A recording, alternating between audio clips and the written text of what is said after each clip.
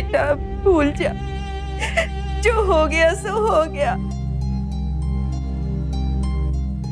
Doctor साहब आप माफ कीजिएगा, मैं जानता हूं कि इस वक्त आप लोग सदमे में हैं, लेकिन मैं आपको बताने आया हूं कि आपके पिता हरि प्रसाद जी की एक्सीडेंटल मौत नहीं हुई थी, बल्कि उनका कत्ल हुआ था। क्या कत्ल? क्यों? किसने किया ये? देखिए, क्यों ये तो मैं नहीं जानता, बहुत जल्द मालूम हो जाएगा, लेकिन किसने किया है ये मैं जानता हूं। आपके पति का खून आपकी बेटी डिंपल ने किया है। मैंने कुछ नहीं किया राजेश, मैंने कुछ नहीं किया। ये क्या बोले जा रहे हैं आप? मेरी बीवी ऐसा कभी नहीं कर सकती। देखिए, मौका वारदात पर हमें इनका दुपट्टा मिला है, इसलिए शक की बिना पर हमें इन्हें गिरफ्तार करना पड़ेगा। मैंने कुछ नहीं किया। हवलदार, गिरफ्तार करो। मैंने कुछ नहीं, राजेश मैंने कुछ नहीं किया। मेरी बेटी ने कुछ नहीं किया। ऐसा कुछ नहीं। मैंने कुछ नहीं किया राजेश। मैं जानते हैं ऐसा कुछ नहीं। राजेश, इंस्पेक्टर साहब देखिए, आपको गलतफहमी हुई है कुछ। मैंने कुछ नहीं किया। माँ बाप धरती पर भगवान का रूप होते हैं। इनकी सेवा, इनका आदर और इनका पूरा ख्याल रखना किसी इबादत से कम नहीं। तो फिर ऐसा क्या हुआ था कि डिंपल नाम की एक महिला को अपने ही पिता की हत्या के आरोप में गिरफ्तार कर लिया गया? आखिर ऐसा क्या हुआ था कि डिंपल के हिस्से में पिता की हत्या का इल्जाम आया? अस्पताल में हत्या की इस वारदात के पीछे का सच क्या था? क्यों किया डिंपल ने ऐसा? क्या ये जायदाद से जुड़ी कोई रंजिश थी, या फिर इस हत्या के पीछे का राज कुछ और था? इस राज पर से पर्दा उठाने के लिए हमें डिंपल के अतीत में जाना होगा, तब जब उसकी शादी भी नहीं हुई थी और वो राजेश वैद्य के ऑफिस में काम किया करती थी। ऑफिस में मिलते मिलते कब नजरें मिली और कब दिल, पता ही नहीं चला। मैंने एक्सपेक्ट भी नहीं किया था कि इतनी बड़ी अपॉर्चुनिटी हमारे पास खुद ही चल कर आएगी। अब हम सिर्फ एक कदम की दूरी पर हैं और वो अपॉर्चुनिटी हमारी। देखिए, मैं चाहता हूं कि ये प्रोजेक्ट हमें मिले। मिस गुप्ता, आपने वो पेपर्स रेडी किए प्रोजेक्ट के लिए? जी सर। मैं सीधा यहाँ से। करेक्ट। ये प्रोजेक्ट हमारे हाथ से निकलना नहीं चाहिए। इसे पाने के लिए हमें कुछ भी करना पड़ेगा और टीम वर्क की जरूरत है। अगर ये प्रोजेक्ट हमारे हाथ से निकल गया तो मुझे बहुत दुख। It's like a dream project. I hope you understand that. Okay sir. Thank you.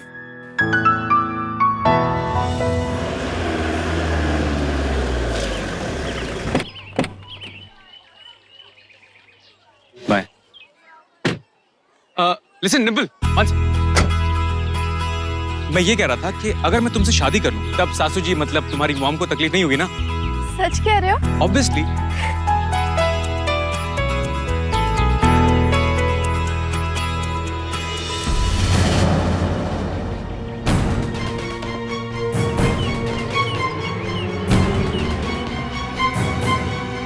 वैसे तो मुझे कहते हो कि तमीज में रहो। दुकानदार को मैंने भाभी कहने के लिए बोल दिया तो कैसी मिर्चें लग गई थी। और ये तुम्हारी लाडली, देखा इसे कैसे बिछी जा रही थी उसके सामने। कल से ये ऑफिस नहीं जाएगी। अरे ऐसे कैसे नहीं जाएगी, वो कॉर्पोरेट है। तभी तो कॉर्पोरेट कर रही है। मैं खुद दे के आऊंगी इसका इस्तीफा, बस मैंने कह दिया।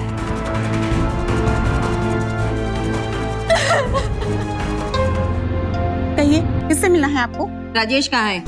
हरदोई नाम है मेरा। हरदोई? मैम, आपकी कोई अपॉइंटमेंट नहीं है आज की, आप नहीं मिल सकते। तेरा तो मैं अपॉइंटमेंट फिक्स करती हूँ। हट जा। कहाँ है उसका केबिन? मैम सुनिए तो। 35% पहले ले लेते हैं, बाकी बाद हो जाएंगे। मैम, मैंने आपसे मना किया है ना, सब बिजी हैं। क्या प्रॉब्लम है? कौन है ये? बेटा, मैं डिंपल की माँ हूँ। ओके, जी 2 मिनट में बात करता हूँ आपसे।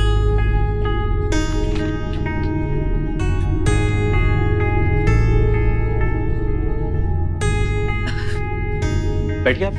हाँ।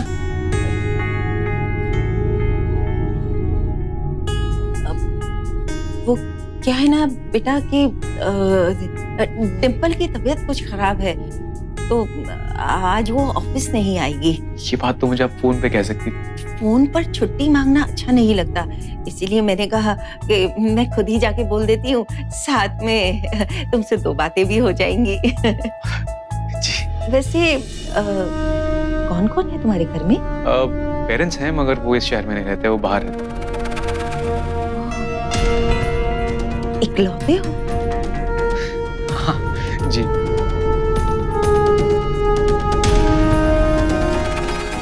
अरे बेटा, तू रो क्यों रही है? हाँ, क्या हुआ? मैं राजेश से मिली थी बेटा, अच्छा लड़का है, लेकिन बेटा तेरी बड़ी बहन रेखा कुंवारी बैठी है और तेरा रिश्ता हो जाए तो ये समाज वाले हमारे हंसी उड़ाएंगे। कोई बात नहीं, तेरी खुशी के खातिर मुझे इस रिश्ते से इनकार नहीं है। सच कह रही हूं मैं। अच्छा, गले लग जाओ।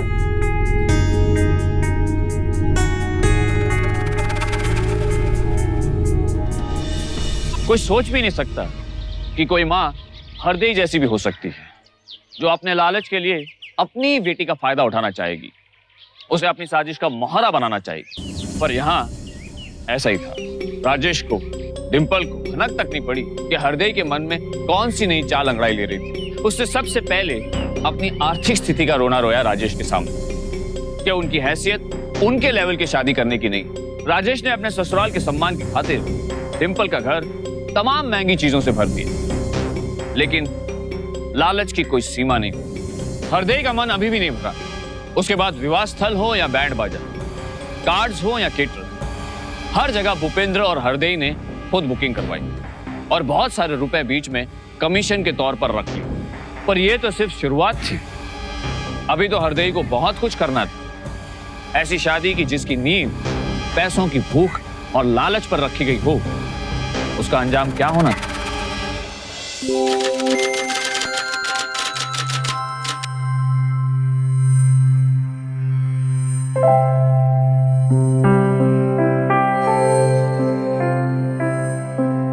मैंने कहा था ना, सब संभाल लूंगा मैं। मैं बहुत खुश हूँ राजेश।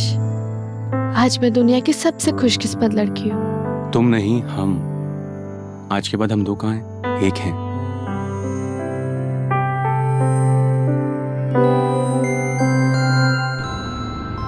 क्या सर, आपकी शादी तो हम सब पे भारी पड़ गई। क्यों भाई, ऐसा क्या हुआ? पहले तो हफ्ते में 2-3 बार बाहर से खाना मंगवाया करते थे सबके लिए, लेकिन अब तो आपका घर से खाना आता है ना। हाँ वो है। Excuse me. हेलो, क्या हुआ? आप खुद ही देख लीजिए। मम्मी जी, क्या हुआ? बेटा, कितनी बार इसे मना किया कि इंजीनियर बनाना हमारे बस की बात नहीं है, पर माना ही नहीं। पास भी हो गया, अब ये फीस के 5 लाख कहाँ से लाएंगे हम? जहर पीकर जान देने की कोशिश की है इसने। देखिए, पैसे वैसे की चिंता मत करिए आप, क्योंकि मेरा भी तो कुछ लगता है। अब मैं फीस का इंतजाम कर दूंगा।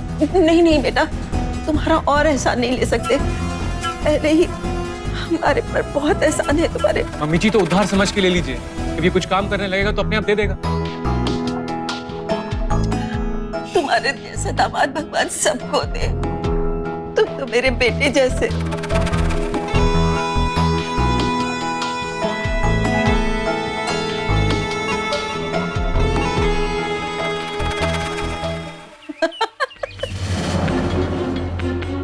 करवाया एडमिशन? अरे 10th में 3 बार इसको मैथ्स में सप्लीमेंट्री मिल चुकी है। ये इंजीनियरिंग क्या खाक पड़ेगा? और शर्म कर, शर्म। हाँ, तुमने ठीक नहीं किया माँ। सब जानती हूँ मैं। ना कोई एडमिशन हुआ है और ना ही कोई पढ़ाई। कैसी माँ हो तुम? अपने ही दामाद को लूट रही हो। वाह, 2 दिन में दामाद वाली हो गई। और वैसे मैं लूट नहीं रही हूँ, टैक्स ले रही हूँ, टैक्स। तुझे 9 महीने पेट में रखने का टैक्स। अब तुम कैसी बेटी हो? खुद तो शानो शौकत में रहती है और तेरे परिवार वाले फाके काटे। वैसे सागर में से अगर 1 लोटा निकाल भी लेना तो कुछ फर्क नहीं पड़ता। आज मैं राजेश को सब कुछ सच सच बता दूंगी। बता के तो देख। वादा है तुझसे, मैं तेरी शादी और तेरी जिंदगी दोनों बर्बाद कर दूंगी। और तू जानती है जो मैं कहती हूँ वो करके दिखाती हूँ। याद रखना।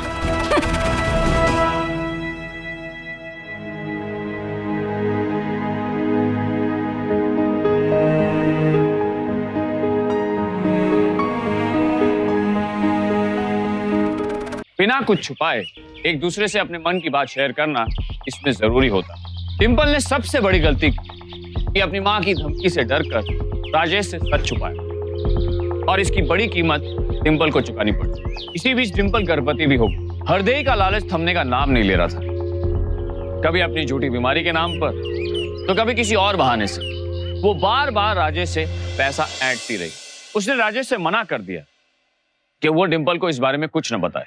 डिंपल की सेहत का ख्याल रखते हुए राजेश ने उसे कुछ नहीं बताया और उनकी मांगे जायज समझकर वो पूरी करता रहा। लेकिन सच तो सच है, एक दिन सामने आ ही जाता है। माँ के नाम पर इतने सारे हॉस्पिटल बिल,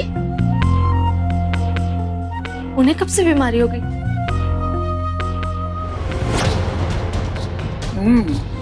बोल रहे अरे डिंपल, आजा आजा, तू भी आजा। पिज़्ज़ा खाने हम। माय गॉड, बहुत स्वाद है ना? आपकी तो किडनी खराब है ना, तो आप ऐसा खाना कैसे खा सकते हो? तो तुझे सब पता चल गया? हाँ, शर्म करो माँ। अगर अपनी नहीं तो अपनी बेटी की इज्जत का तो ख्याल करो। कल को अगर राजेश को सब कुछ पता चल जाएगा तो क्या होगा? गधा है वो, जो आज तक नहीं समझा वो अब क्या समझेगा? इसे उसे बताएगा कौन? जो बताने वाले हैं उनका मुंह तो मैंने पहले ही पैसों से भर रखा है। अब मैं और नहीं सह सकती, मैं राजेश को सब कुछ बता दूंगी। ठीक है, सब कुछ बता दे, सब कुछ सच सच बता दे। और मैं भी राजेश से कह दूंगी कि तूने उसे जानबूझकर फंसाया है और इस सारी लूट में तेरा ही शातिर दिमाग था। बस राजेश एक झटके में तुझे घर से बाहर निकाल देगा। इसीलिए कह रही हूं, मस्त रह, तू भी ऐश कर और हमें भी ऐश करने दे, वरना याद रख तेरा परिवार बिगाड़ के रख दूंगी। समझी? आज मैं राजेश को सब कुछ बता दूंगी, चाहे वो मुझे घर से क्यों ना निकाल दे।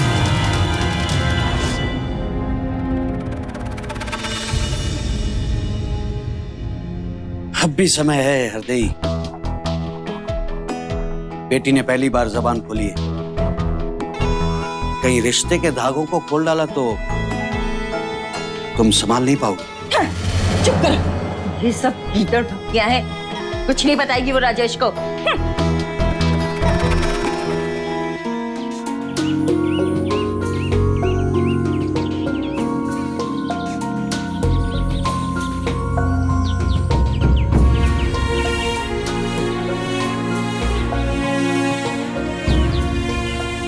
सॉरी राजेश, तुम्हें खो देने के डर से मैंने तुमसे आज तक छुपाते रही, पर अब नहीं छुपा सकती। अगर तुम्हें मुझे घर से निकालना है तो निकाल दो, पर अब मैं तुम्हारे साथ ऐसा होते नहीं देख सकती।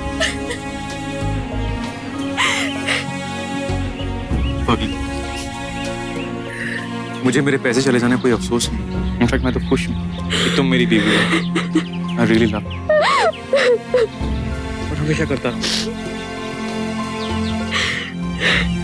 भारतीय समाज में दाम्पत्य को बेहद ऊंचा दर्जा दिया गया है। इसमें पति पत्नी दोनों को एक जिस्म माना जाता है, यानी कि दोनों के सुख दुख एक, दोनों के विचार एक, दोनों के आचार व्यवहार एक। और इसी परंपरा का निर्वाह करते हुए डिंपल ने अपने पति राजेश को सब कुछ सच सच बता दिया और अपने रिश्ते को टूटने से बचा लिया। लेकिन हरदेई ने अभी हार नहीं मानी थी, उसके तरकश में अभी भी बहुत से तीर बाकी थे। माफी मांगने के अलावा मैं और कुछ नहीं कह सकती। लालच में अंधी होकर मैं अपने होश खो बैठी थी और ये भी भूल गई इस आग में मैं अपनी बेटी का घर जला रही हूँ। प्लीज प्लीज संभालिए अपने आप। कैसे संभालूं बेटा? हमेशा जिंदगी तंगी में जिए। पाई पाई जोड़कर मैंने अपने बच्चों को पाला है। डिम्पल के पापा की कमाई कभी पूरी ही नहीं पड़ी, बस डिम्पल का सहारा था, वो भी तुमसे शादी के बाद छूट गया। माफ कर दो बेटा, वैसे मैं इस लायक तो नहीं हूँ, कि बस ये आखिरी एहसान और कर दो मुझ पर। ठीक है, कितने पैसे चाहिए? राम राम राम, जूते मत मारो बेटा। मैं तो बस इतना चाहती हूँ कि जो काम डिम्पल करती थी वो रेखा को दे दो, उसकी आधी सैलरी कटवाते रहना, ताकि हमारे बाप का बोझ कुछ तो हल्का हो जाए और बाकी आधे से हम जैसे तैसे गुजारा कर लेंगे। बस इतना एहसान और कर दो, मैं तुम्हारे पाँव पड़ती हूँ। प्लीज प्लीज प्लीज आप ये सब मत कीजिए। ठीक है, आप कल से रेखा को भेज दीजिए काम। बहुत शुक्रिया बेटा, भगवान तुम्हारा भला करे।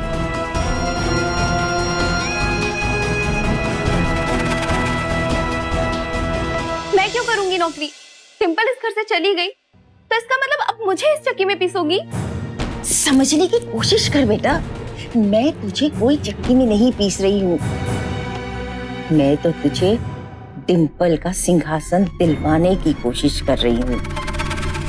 नौकरी नहीं करनी है तुझे, तेरी नौकरी होगी राजेश को फंसाने की, उसे अपने कब्जे में करने की।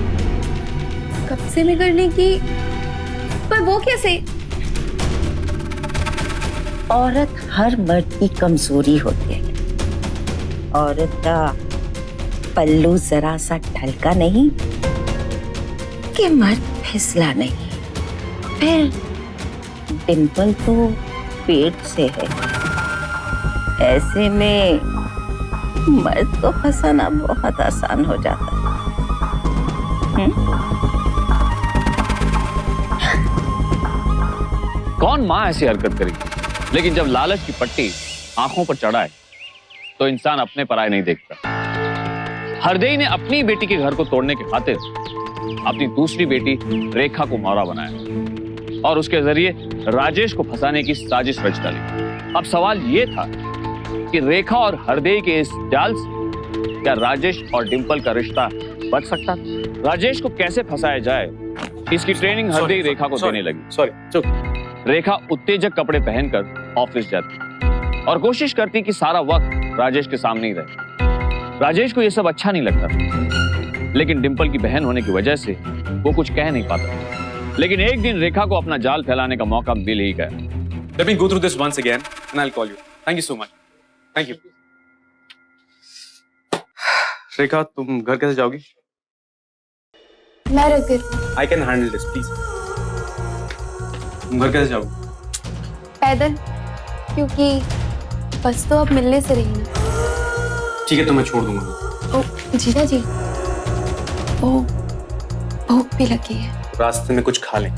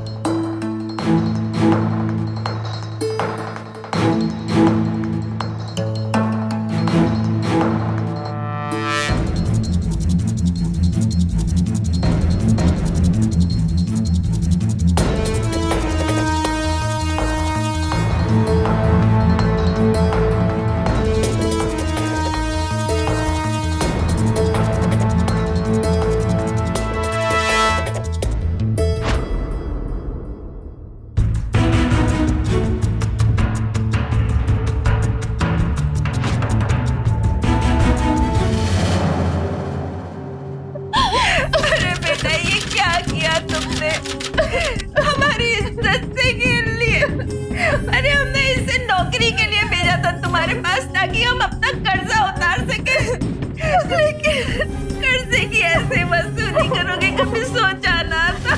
ऐसा कुछ नहीं किया मैंने। मुझे तो ये भी नहीं पता मैं बेहोश कैसे हुआ, और अगर मैं बेहोश हुआ था तो रेखा को मुझे मेरे घर लेके जाना चाहिए था, होटल रूम के अंदर नहीं। अच्छा, तो अब इल्जाम उस बेचारी के सर डाल दो। मैं तो कहता हूँ इसे पुलिस के हवाले कर दो। बकवास बंद कर अपनी। मैं सब जानता हूँ, तुम लोग मेरे साथ कोई नया खेल खेल रहे हो ना, ये कोई नया जाल है ना। साफ साफ मुझे बताओ कि वो वीडियो और वो पिक्चर्स कहाँ हैं?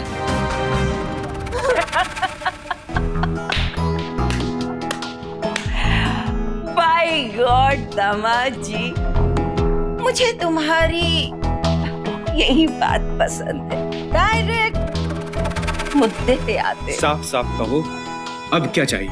तलाक, डिंपल से और रेखा से शादी। चाहे तुम मुझे पुलिस में दे दो, मैं कभी ऐसा नहीं करूंगा। और तुम्हारी वजह से मैं डिंपल पे कोई आंच नहीं आने दूंगा। मत आने दो आंच। रेखा की शादी से जो हमें फायदा होने वाला था ना, वो दे दो। 50 लाख। 50 लाख? सोच लो, 50 लाख तुम्हारी इज्जत से और डिंपल की जिंदगी से बड़े नहीं है। अगर ये वीडियो दिखा दिया ना, तो तुम तो जेल जाओगे ही, और बेचारी डिंपल वो तो शर्म से आत्महत्या कर लेगी। फिर क्या करोगे इन पैसों का? चाटोगे? तुम तो जानते ही हो, एक कुंवारी लड़की की इज्जत से खेलना।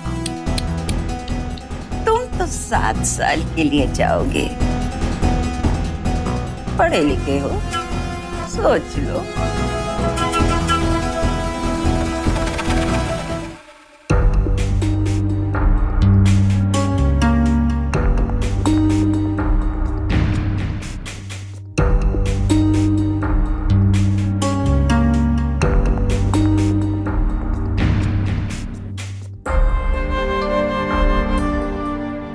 हाँ पापा।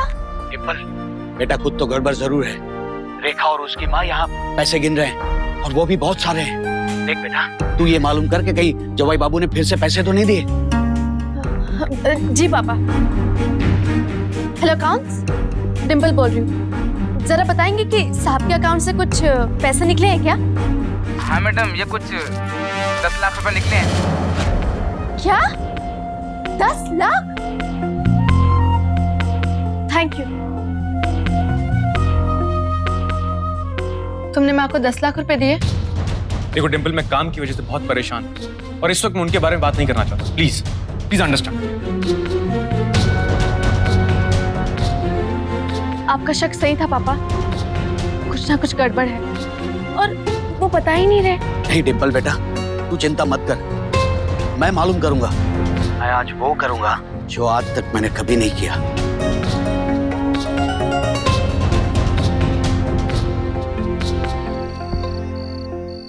बेटे, ये शरीफ बनकर जिंदगी में कुछ पाया नहीं, तो सोचा कि आज तुझसे थोड़ी दुनियादारी सीख लेता हूँ। वेरी गुड, अच्छा है। हमारी तरफ आ जाओ, खूब पैसा ही पैसा बरसने वाला है। कैसे कैसे बरसेगा पैसा बेटा, बता। यहीं बैठ।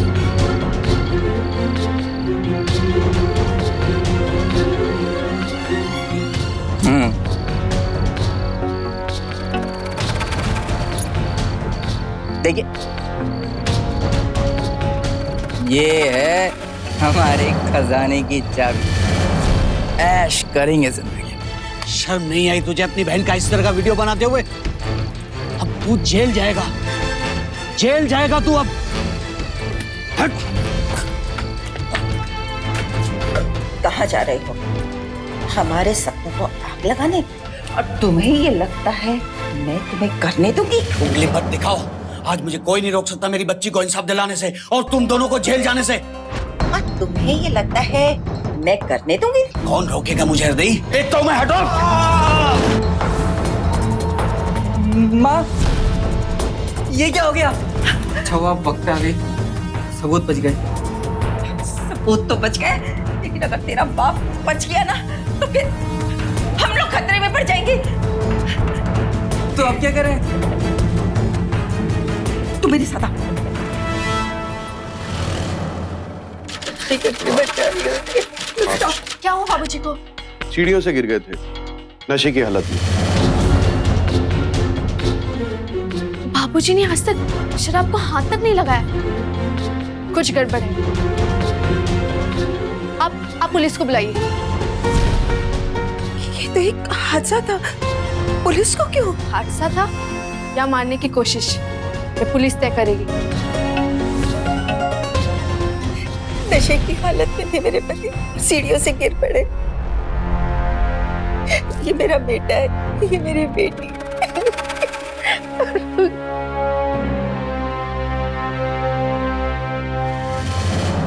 देखिए, इन्वेस्टिगेशन के हिसाब से तो ये एक्सीडेंट ही लग रहा है। आपके माताजी और आपके भाई साहब का भी यही कहना है। लेकिन हम साफ तौर पर तभी कहेंगे जब आपके पिताजी बयान देने के लायक हो जाएंगे। जैसे ही उनकी हालत में सुधार हो, आप मुझे इन्फॉर्म कर दीजिए। Thank you.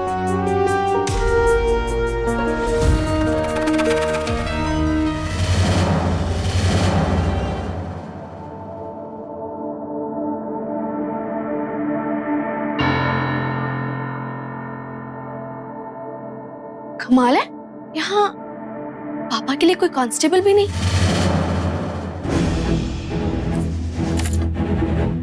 पापा, पापा, डॉक्टर, सिस्टर, पापा, पापा, डॉक्टर, सिस्टर, देखिए पापा को क्या हो गया। डॉक्टर, चेक कीजिए ना। I am sorry, please no more.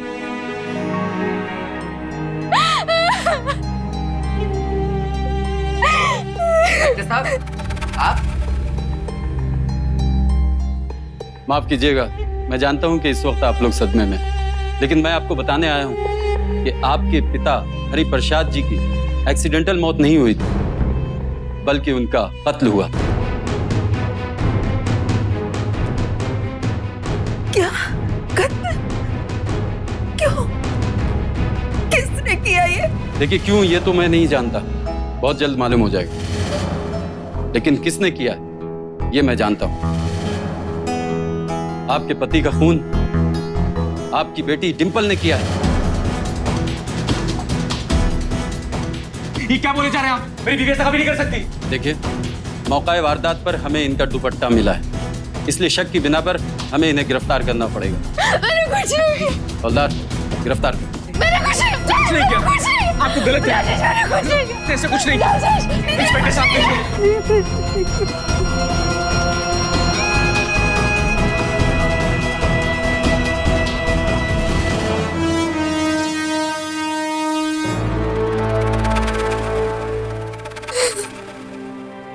Sir आप मेरा यकीन मानिए, मेरी वाइफ ऐसा नहीं कर सकती। लेकिन सारे सबूत आपकी वाइफ के खिलाफ हैं। हरि प्रसाद जी के गले में जो दुपट्टा था वो आपकी पत्नी का था। वही थी जो आखिर में उस कमरे में गई थी। ये गवाही रिसेप्शन और वार्ड मेंबर से मिली। हम कुछ नहीं कर सकते। सर आप मेरा विश्वास कीजिए, इन सब के पीछे डिंपल की माँ और उसकी बहन का हाथ है। वो हमसे पैसा ऐंठते थे और डिंपल के पापा के खिलाफ थे। देखिए, ये सब मैं नहीं जानता, या आप कह रहे हैं। लेकिन फिलहाल सारे सबूत आपकी पत्नी के खिलाफ हैं।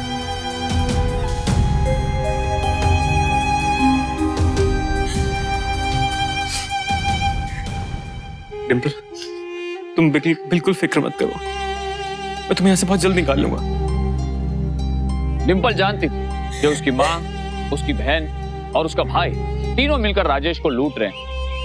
उसने कई बार इस साजिश को बेनकाब भी किया था, लेकिन इस बार डिंपल एक ऐसे जाल में फंस चुकी थी जिससे बाहर निकलना उसके लिए बहुत मुश्किल था। पर उसी के पिता की हत्या का संगीन आरोप लगा था और राजेश के पास डिंपल की बेगुनाही का कोई सबूत नहीं।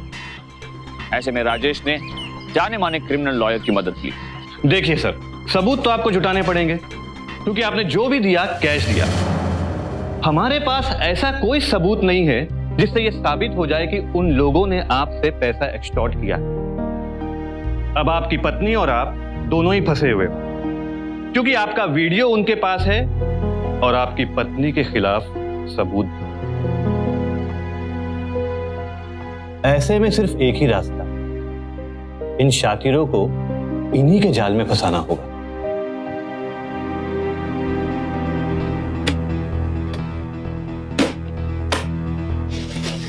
अगली किश्त। गुड। रेखा, यस। मुझे तुमसे कुछ बात करनी है। बोलो। बैठ के बात करते हैं।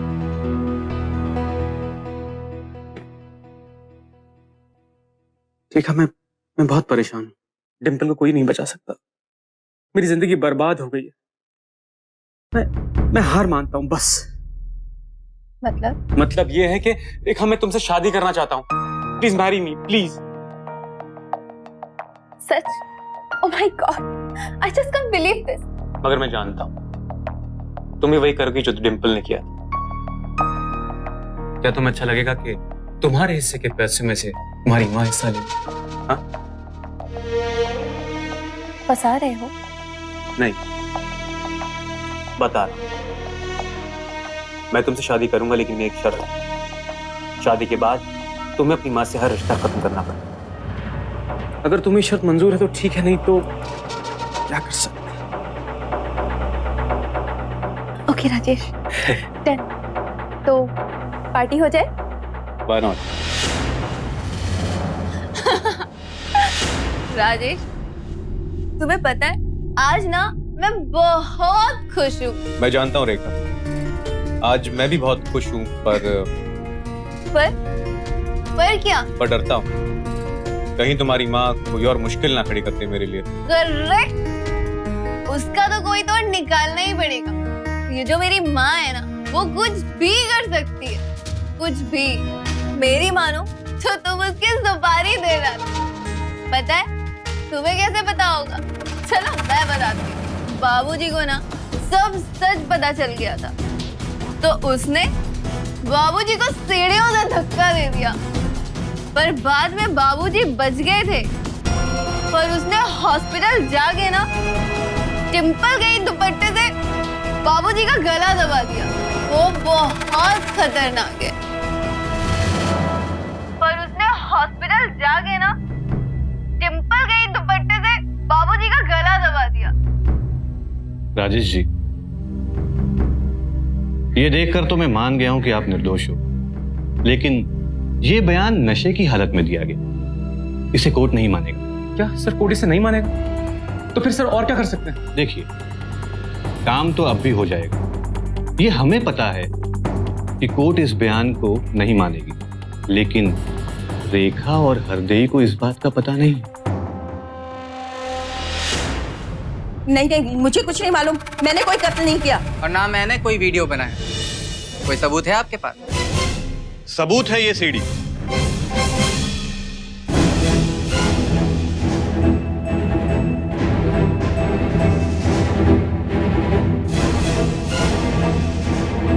पता है तुम्हें कैसे पता होगा? चलो मैं बताती हूँ। बाबूजी को ना सब सच पता चल गया था, तो उसने बाबूजी को सीढ़ियों से धक्का दे दिया। पर बाद में बाबूजी बच गए थे, पर उसने हॉस्पिटल जाके ना डिम्पल के दुपट्टे से बाबूजी का गला दबा दिया। माँ से धोखा किया ना, खा गई ना खुद धोखा, फंसा लिया ना हम तीनों को। इसमें मेरी क्या गलती है? सजा आपको ही मिलेगी। प्लान तो आपका और भूपी का था ना। बाबूजी को सीढ़ियों से आपने ही फेंका था। मैंने कोई गलती नहीं की, मैंने तो बस वो वीडियो बनाया था। माँ ने फेंका था बाबूजी को। अच्छा, जो राजेश से हमने मिलकर लूटा था ना पैसा, तो हमने तीनों ने मिलकर उड़ाया था। और अस्पताल में जब मैं गला घोट रही थी, तो पैर तो तूने ही पकड़े थे और चौकीदारी तूने की थी। देख, अगर मैं फंसी ना, तो तुम दोनों भी नहीं बचोगे। बचेंगे तो आप में से कोई भी नहीं। वैसे ये पुलिस नकली है, और जो कुछ भी आपने कहा वो असली था, जिसकी रिकॉर्डिंग बाहर हो चुकी है।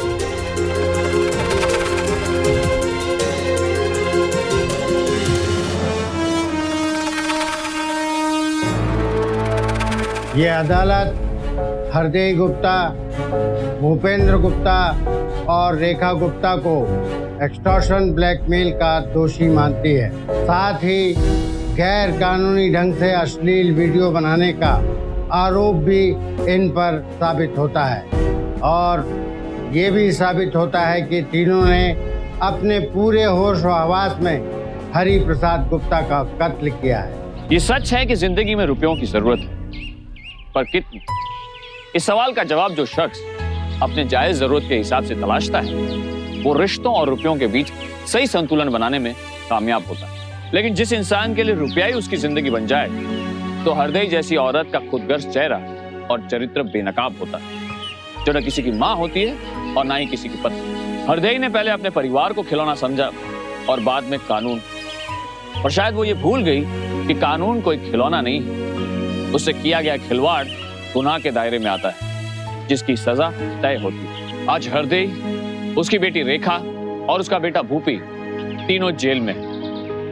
राजेश और डिंपल एक साथ खुशहाल जिंदगी गुजार रहे, लेकिन डिंपल को ताउम्र इसका मलाल रहेगा कि किस्मत ने उसे एक ऐसे परिवार में जन्म दिया जो उसके लिए ही नासूर बनी। लालच की एक छोटी सी चिंगारी धीरे धीरे आग में तब्दील हो गई, और इस आग ने पूरे परिवार को तबाह कर दिया। माँ को बेटी का दुश्मन बना दिया, बहन को बहन की सौत और बेटे को बाप का कातिल। इसलिए रहिए सावधान लालच की चिंगारी से।